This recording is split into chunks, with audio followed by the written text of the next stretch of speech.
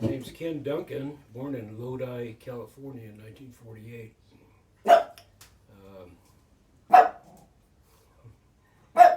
Parents were, at that time, were fruit tramps, and they were out there from Texas on a fruit picking trip. We were living in a tent in the middle of a peach orchard. That's how I started. And from Can you tell us a bit about your parents and your siblings?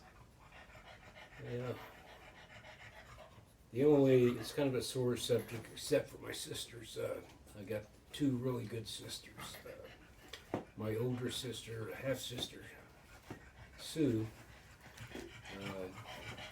didn't get to grow up with her, but was always real close with her. My younger sister, Terry, 10 years younger than me, and she's a sweetheart. My brother, I don't have much good to say about. Neither do I my parents. They were both alcoholics and kind of went through hell growing up. That's about it. So what was it like growing up? Well, we moved a lot. Probably averaged every 6 months to a year. We moved from city to city, state to state. Lived everywhere from Florida to Washington State, everywhere in between. Going to school, probably average changing schools every 6 months. Until I got to high school. Once I got to high school, I said, I'm not going anymore. I'm going to finish high school here. And I did. But yeah, it was, that's one thing that I really wanted to do for my kids, was give them a stable background where they know what they're coming home to every day, and where they can grow up in the same place, the same schools. I've made a lot of mistakes, especially with your mom, well, and with David, but because I didn't have much patience and I was overprotective. But overall, at least I gave them a stable home, and I think they came out pretty good. And what was your experience in elementary school moving around so much? You just could never make friends, always getting picked on, a lot of fights. Just if ever did get halfway settled into a school, they packed up and moved. Yeah, so it wasn't good. And what about high school? High school was probably one of the highlights of my life. They were ready to move after the first year, but I wasn't going to go. I said, I want to do whatever it takes. I'm staying here. And I had a good time in high school. Got to go all through high school, the same school. Made some pretty good friends. I was able to keep them. And before high school, I was a pretty good student, because besides everything else, I did like books, and I studied pretty hard. I pretty much got all A's. But once I got into high school, then I got into sports. And that kind of took over my life. My grades started to slide. I went from A's to, C's. But I wouldn't do it over again, because the sports is what really got me through high school. I'd always been chubby up till then. I lost that chubby weight, and did pretty good. Good friends. A couple I still have today. And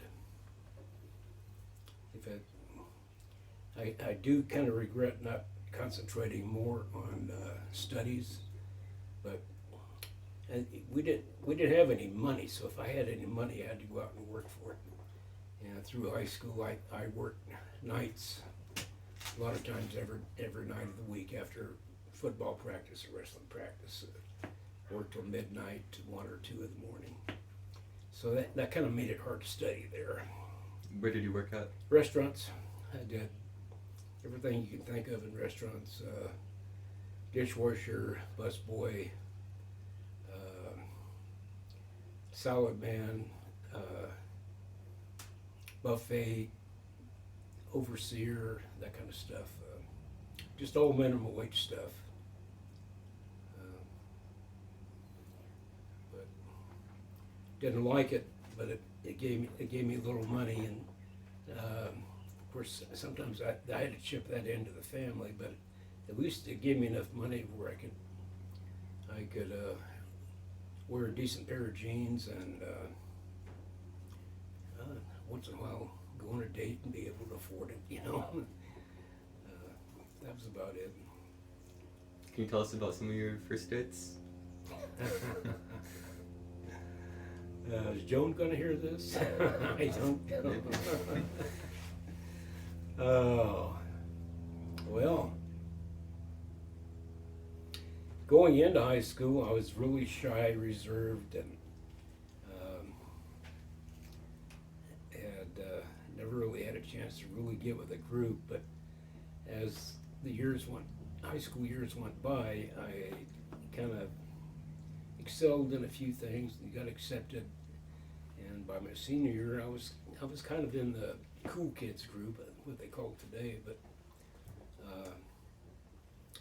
and I dated quite a few girls. Never found one that I could really get along with for any length of time. In fact, I never did until I met your Nana. I think she was the only one that I ever met that I could actually live with for any length of time. And that was still a struggle in our younger years. Well, my fault, but yeah. But we'll leave the details out. Just let it go with that. That's okay. And can you tell us about the sports that you played? Well, I wrestled and played football. Was pretty good at both.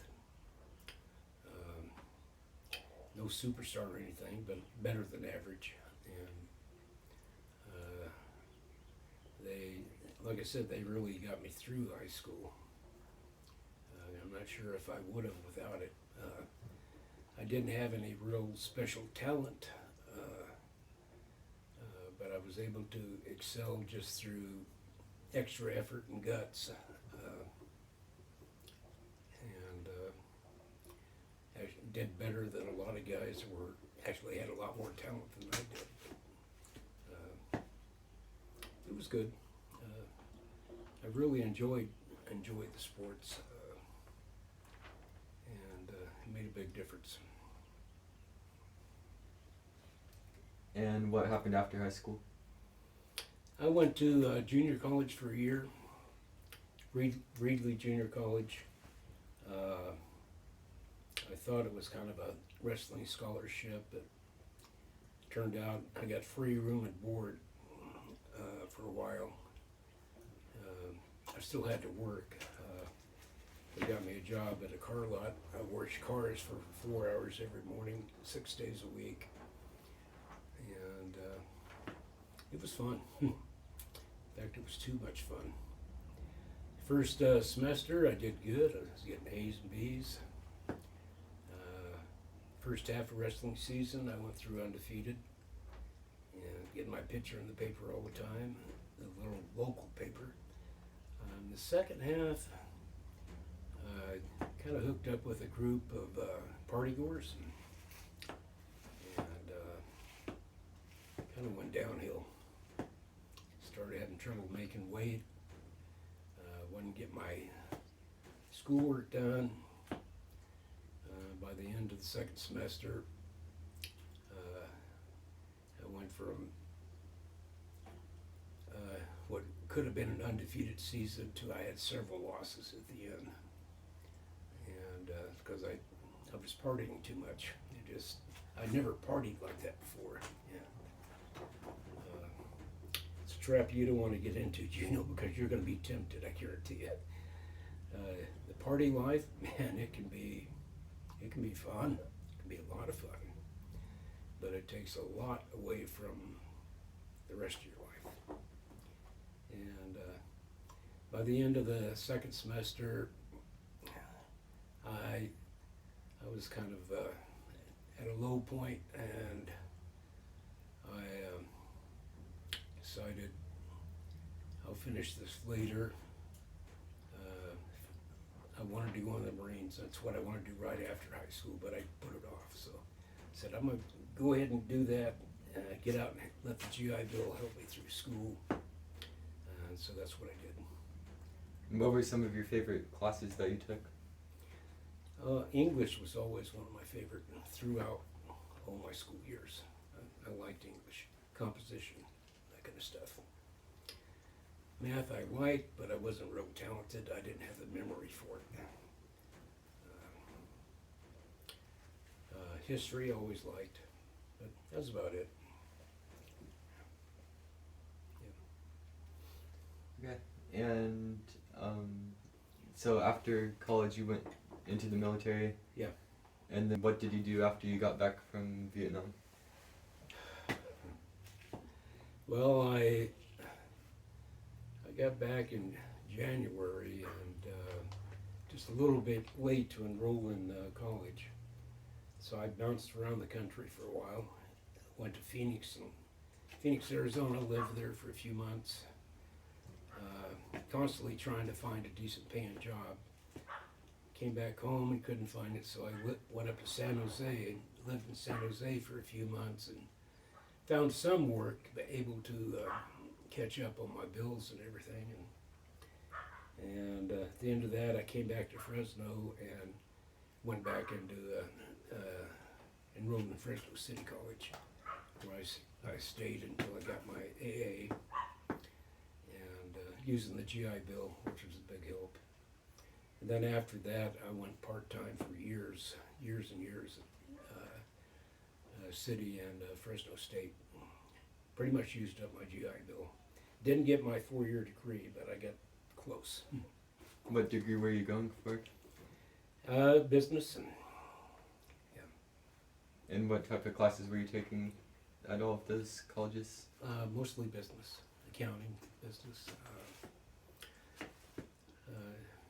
Which is probably a mistake because, like I said before, I like math. I just don't have the memory for it. I don't know what I should have went for. Probably something more, some kind of engineering thing, where I could get out and do some hands-on work. I'm better with my hands.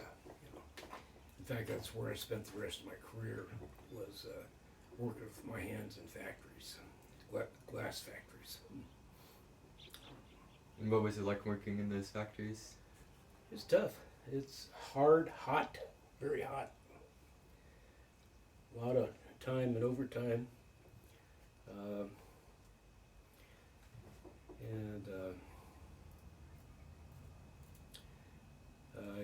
I got pretty specialized, so I did get some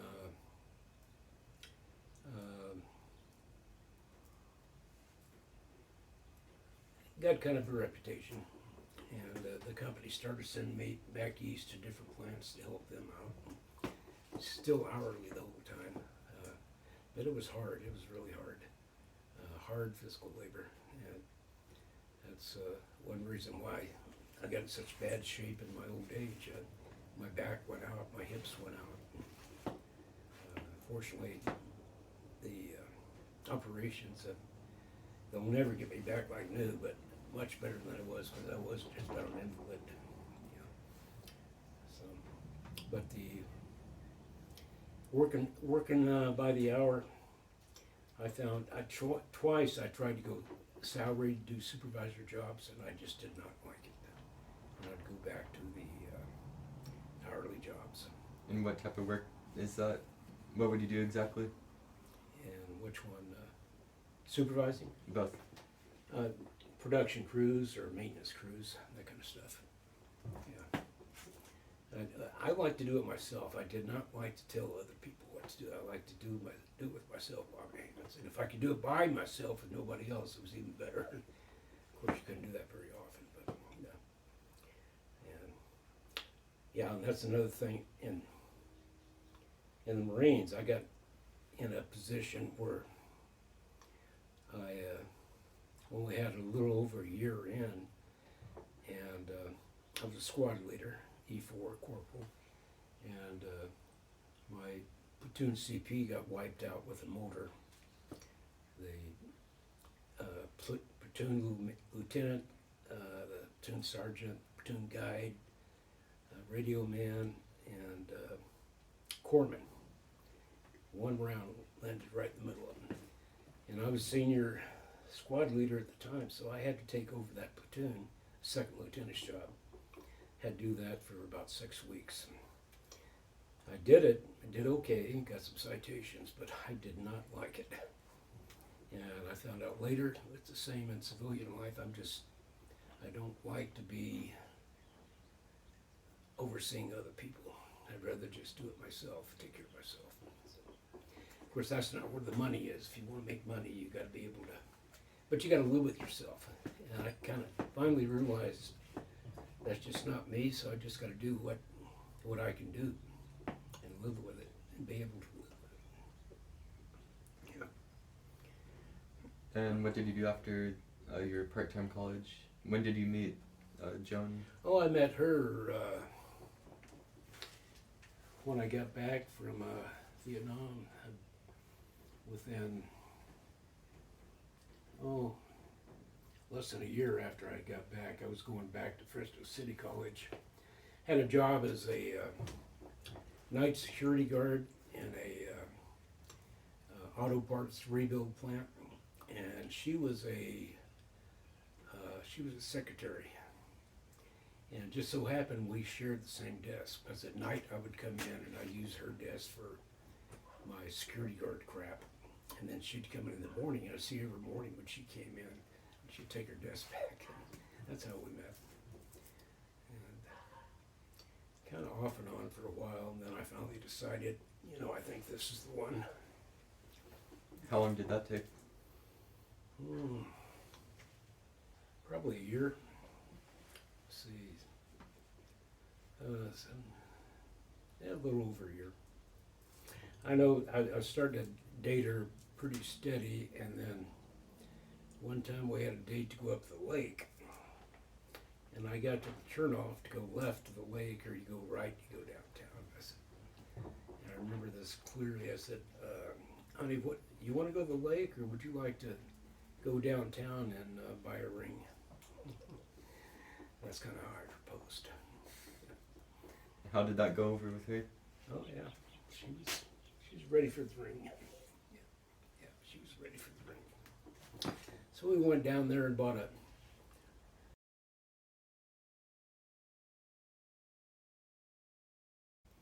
All right, so can you tell us about what it was like being married at first?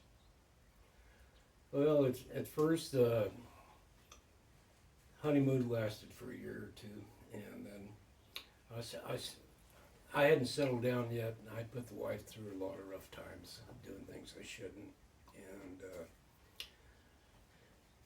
and fortunately, she stuck with me. We separated a couple of times, and then after about 8 years or so, I finally got my act together enough to have a good, steady marriage. And thankfully, the wife stuck it out, and a lot of gals would have quit on me. So that was good. And how is it now? Now it's probably better than it's ever been. Yeah, surprisingly. We always thought once we both retired, we were home together all the time, that we would be killing each other, but actually we get along better now than we ever have. It's good. And how long was it before you started having kids? Kimberly, your mom, we had 2 years after we got married, and her brother David 5 years later. Yeah. And what was it like raising kids at first? It was when they were small, they were pure joy. I loved that. When they got older, I didn't have the patience. Once they hit their teens, they drove me nuts. And I was over controlling and overprotective, especially with your mom, and cause some problems.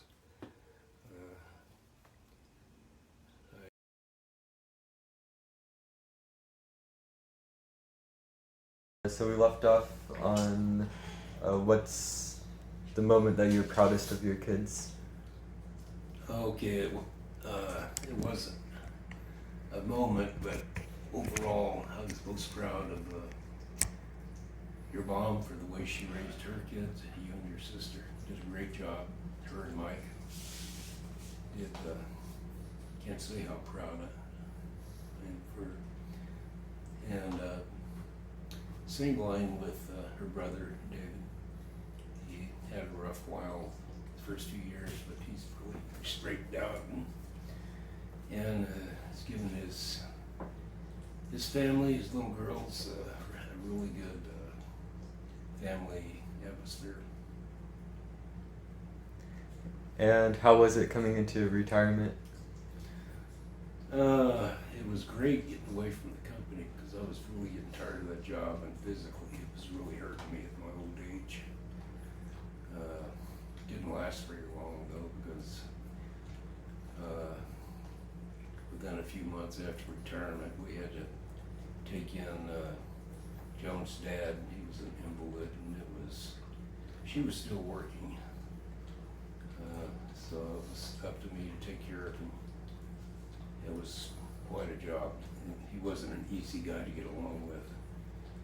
So that wiped out the first 3 years of retirement pretty much. And then wasn't long after that, then I started having real health problems with my back and my hips. Took 3 operations and finally got that back in shape. So I'd say the first 8 years or so we're kind of on the rough side, but it's looking up a lot now.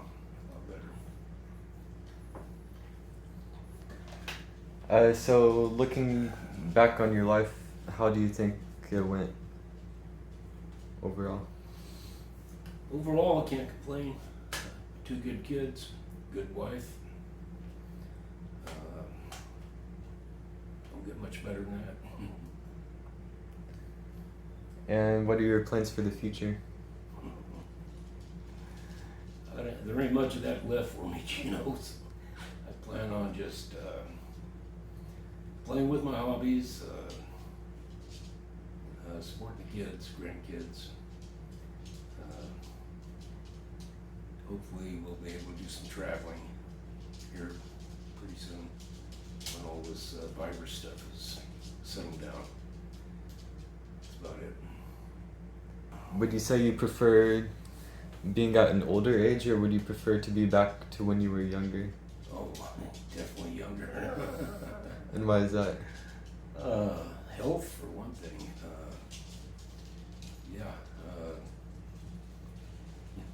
Getting old ain't no fun, especially when you get past a certain age. And although I shouldn't complain because I'm fairly decent shape now, but yeah, I'd like to go back to my 20s or 30s, somewhere in there. What was the biggest life lesson that you've learned?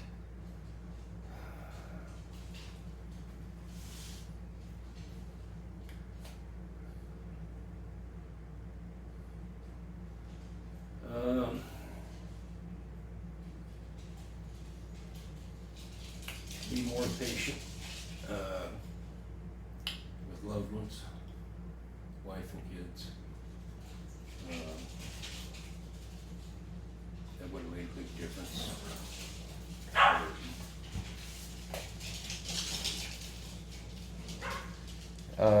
When were you happiest in your life, and when were you the saddest?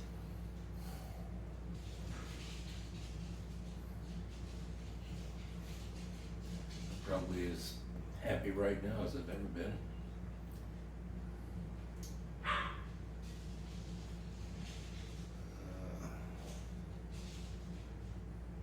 Probably the worst time is when I lost some real close friends.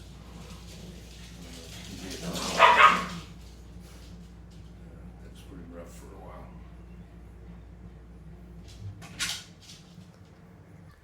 When were you the most fulfilled in life?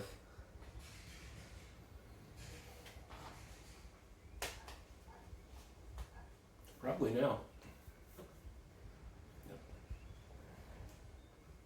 And from when you were a kid to now, what have been the biggest changes in society?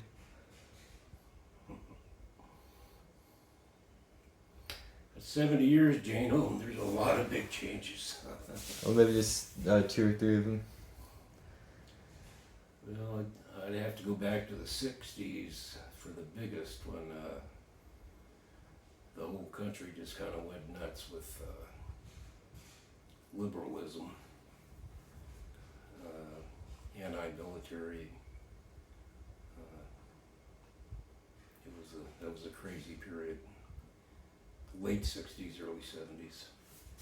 I'd say that was a huge change in our society.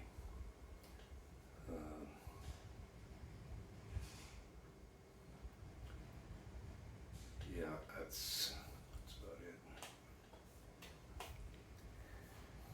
And what's the best skill that you've acquired in your life?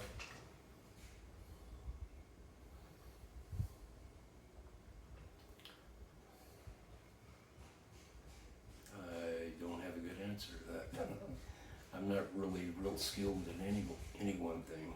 I guess the best was probably I've been able to get some manageable skills in several things. Nothing great, but some of them better than average. I'd go with that. And what would those be? Yeah, well, physical skills, probably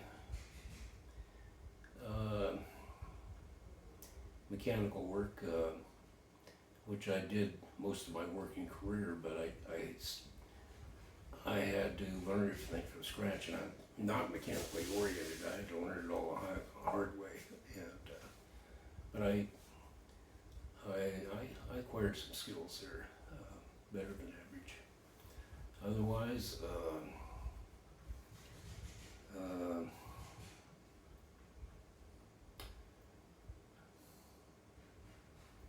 I'd like to say I was good at leadership sometimes, but nothing I'm really going to brag about.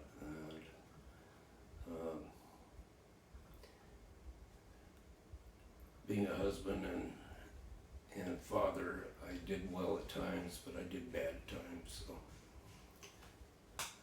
that's about it. Now for a list of some of your favorite things, and the first one on here is your favorite song. Favorite song?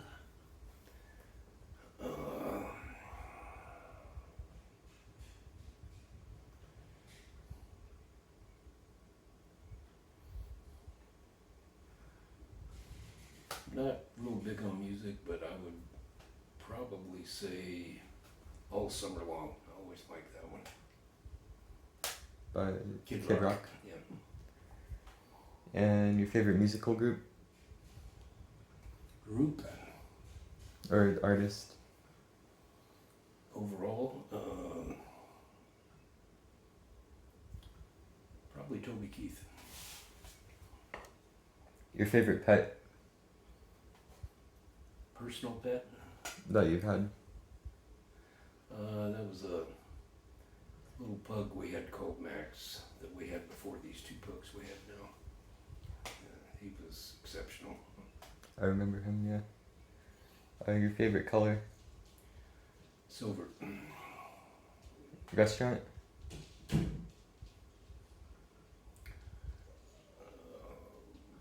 Burger King. Season? Spring. Your favorite job that you've had?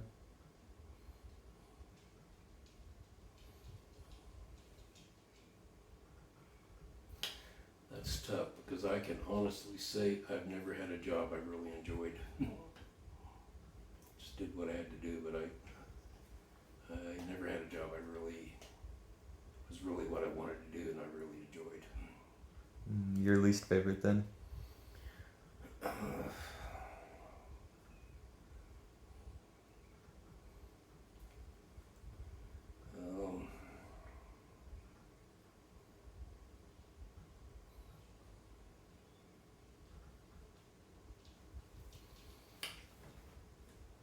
Probably janitorial work, and kitchen work, restaurant work, labor intensive and low paid. Your favorite place that you've lived in your life? Churchill.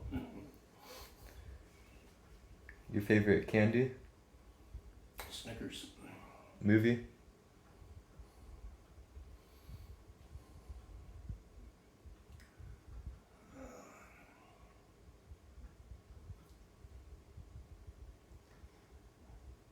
Probably Saving Private Ryan. TV show?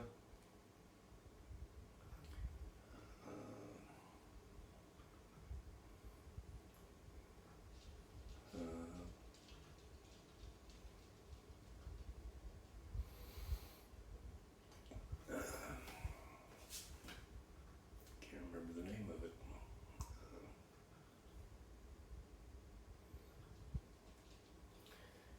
Jag and shows like it. Your favorite spot to vacation? Reno. Your favorite sport? Either to watch or play?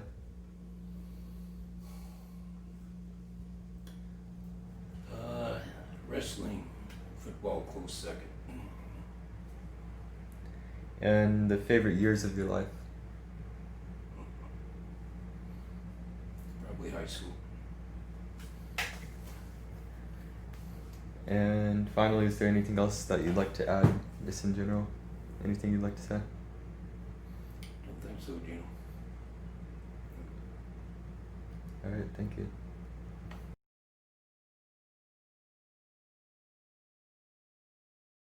Alright, so this next session is about your experiences in Vietnam. So, how did you get into the war? I enlisted in the Marine Corps at a time when if you enlisted in the Marine Corps, you were going to Vietnam. It was probably about the height of the war and had a real shortage. A lot of casualties, and they couldn't replace them fast enough. So when I went through boot camp, it's normally a 3-month boot camp. They cut it down to 2 months, 8 weeks. And advanced infantry training, they cut down from 3 months to barely 2 months. And it was bam bam and ship you over. Where were you stationed at? All over I Corps. I Corps is the northernmost part of South Vietnam. And most of the time, we did not have a specific home base. We were at Phu Bai for a while, ran ops out of that. And we spent over 3 months at Quai Son, and after that we bounced around from one base to the other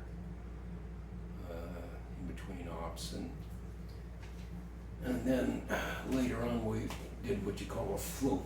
They have one battalion, Marine battalion, they keep on ships off coast. They go up and down the coast, ready to hit hot spots when they're needed. And we'd either go in, I was on a chopper carrier, that one there, the Princeton. And we'd either go in by chopper, or we'd go over the side in a landing craft, down the ropes of the landing craft, and then hit the beach, drop the gate, and go out that way. Most of the time it was choppers. And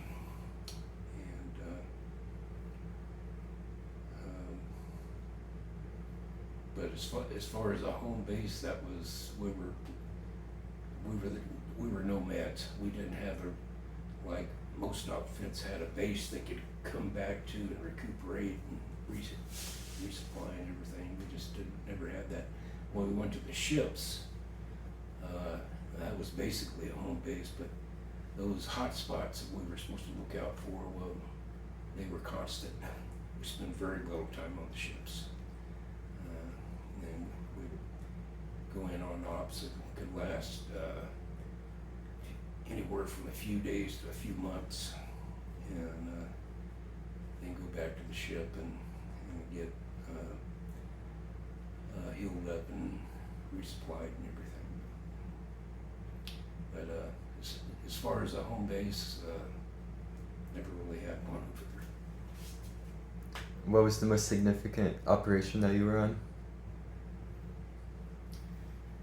Well, the most famous was for sure the Battle of Quezon, but I wouldn't say it was the worst. It was bad enough, but we run an operation months later called way up in the mountains of the DMZ, in the jungle, and we called it LZ Margot, and it was rough. It was 2 months of constantly on the move, constant rain, constantly soaked, on and off contact with the enemy, and took a lot of casualties from mortars and artillery. What would you do exactly when you were on these operations? What did I do personally? Mm-hmm. Of course, everybody starts off as a rifleman, and then you work your way up to the M79 man for the squad. It's the short little grenade launcher, carry a big sack of grenade propellants. Didn't do that very long before they made me team leader. Team leader is in charge of 3 other guys in a 4-man team. From that to squad leader, which consists of 3 teams. So you got 12 riflemen, you and your M79 man, so that's a 14-man squad. Did that for quite a while until I told you before about we were out on one operation and our CP got wiped out by a single mortar, and we were out of lieutenants and out of sergeants, so I had to take over platoon commander for about 6 weeks. So I ran the platoon, which is the second lieutenant's job. Ran that right up until probably well into my 11th, 11th month for sure. Might have been almost into the 12th. Yeah, it was almost into the 12th month, and came down with malaria really bad. Had to be medevaced. Always took my malaria pills, but I guess I've been bitten enough times that it just didn't take effect anymore. And that's, by God, the sickest I ever been in my life. I can't even describe how sick I was. It came up on me a little at times, starting to have little fevers and chills. And I probably went a couple of weeks like that, suffering through that, but getting through. And then one day, right in the middle of a patrol, it hit me like a rock, and I started getting the dry heaves that I couldn't stop, and felt like I had an ice pick in my head, in my brain, and fever, and freezing to death, but high fever.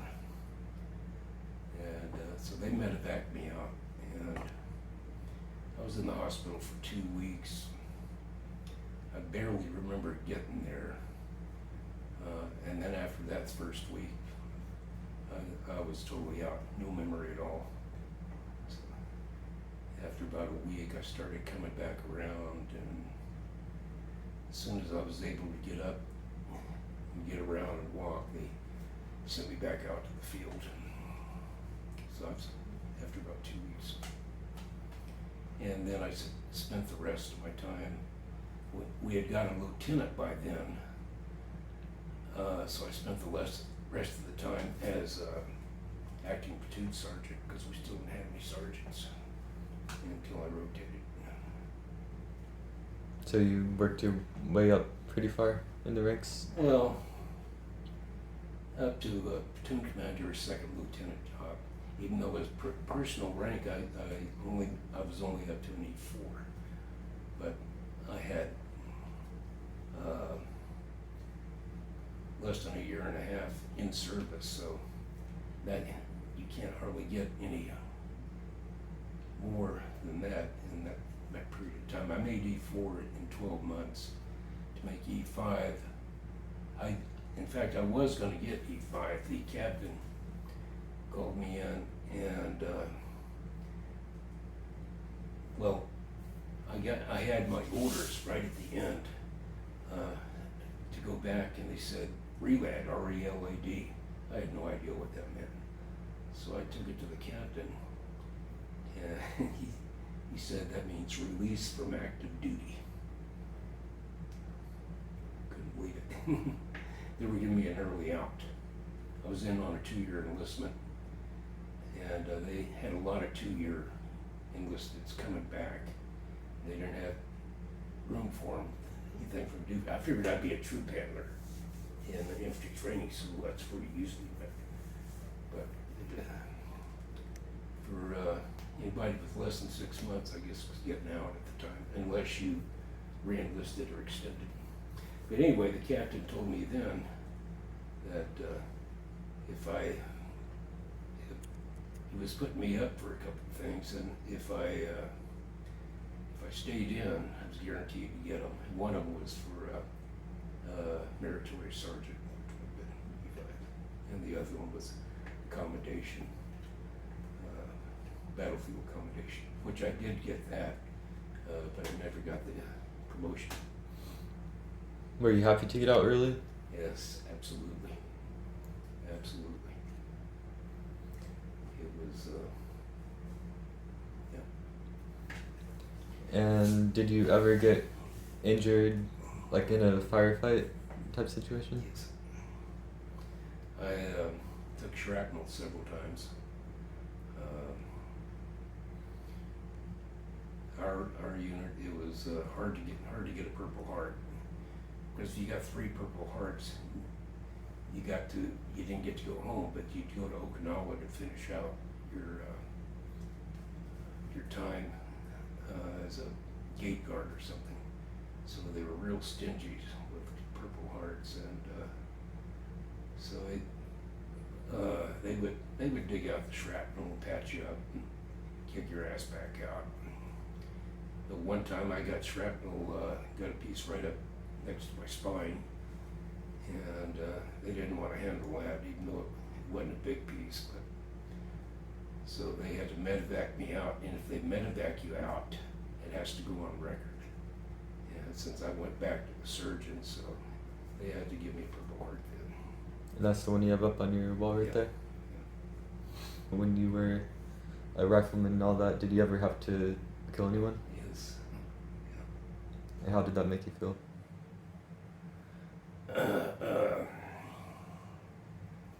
It's a two-sided question, because if it was regular NVA or even a male VC, I had no regrets at all. Didn't bother me. But twice I had times when it really tore me up. One was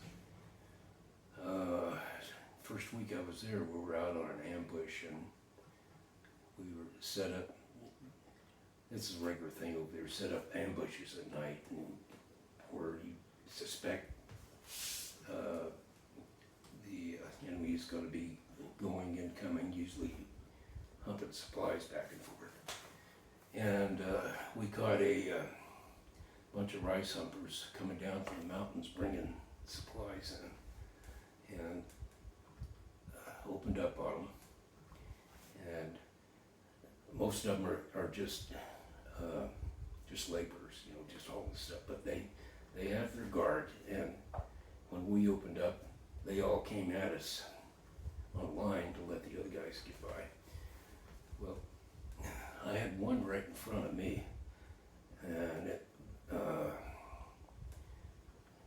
I had bullets all around my head, and there's a tree behind me, and I got splinters in my neck from AK-47 rounds going on. But I kept pouring it back, and I got him. But what really hurt, I went out the next morning to collect the bodies. We had like 8 bodies out there we collected. The one I got was a little, about a 10-year-old girl. Still had her AK clutched. And she was only like 15 yards away. It was a lot of brush and stuff. And that hurt. Reminded me of my little sister a lot. She was about that age. And now, do you still feel the same as you did back then? Oh yeah, absolutely. There was another time that hurt me even more is when I was in charge of the platoon. We were out on a search and destroy mission. We're told that the whole total area had been evacuated civilians. There was nothing out there but kill anything moved. Well, we saw a couple of males probably 100 yards away, and they started running. So I went into a hooch. We thought they did. So I got the unit online, and we went up, surrounded the hooch, got up to it, and started yelling Ben Hoy, which means surrender, give up, over and over. No sound, no nothing. A lot of times they have tunnels in there, inside the hooch, connects them. Well,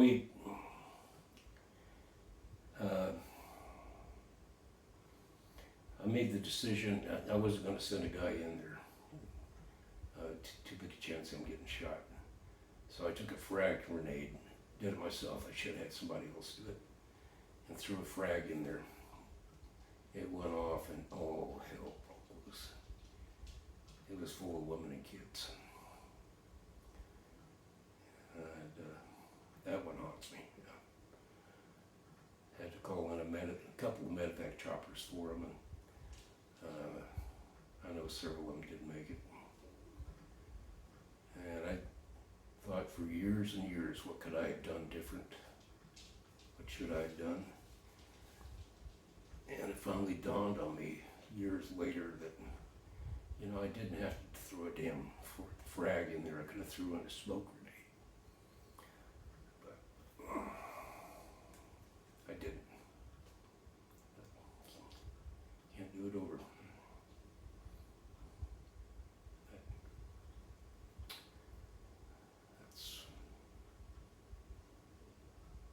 Yeah, that still bothers me. The others, the real soldiers, the NVA, which we were usually up against, they were tough little guys. Yeah, I had respect for them. But it sure didn't bother me to kill them, not at all. And I lost too many good friends, up close and personal. Several of them, when I was carrying them or holding them. And it hurts when a good friend passes. And there was one time I'll never forget. I was carrying my buddy down the hill. Big boy, he's about 210, 220. I was carrying him down in a fireman's carry. And he got shot through the throat. And they said he was dead, but I didn't believe it yet. But the strangest thing that ever happened to me is all of a sudden I got this weird feeling like something was happening, something I couldn't understand. It was, I still think to this day, I think it was his soul leaving his body. I really do. Yeah, at the same time, all his bodily fluids let go, which is common for somebody that dies when they die. The urine, everybody had dysentery, the crap, the stomach. All of a sudden, everything dumped on me.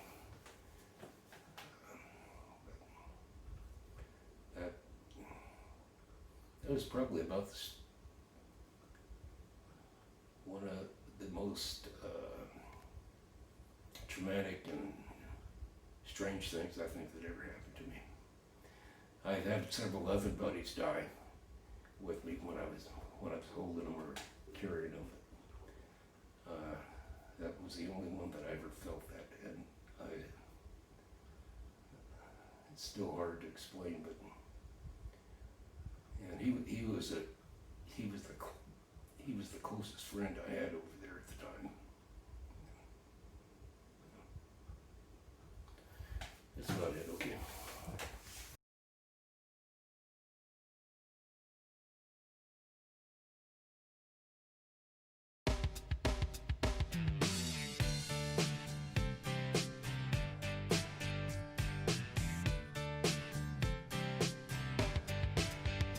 It was 1989, my thoughts were short, my hair was long, caught somewhere between a boy and man.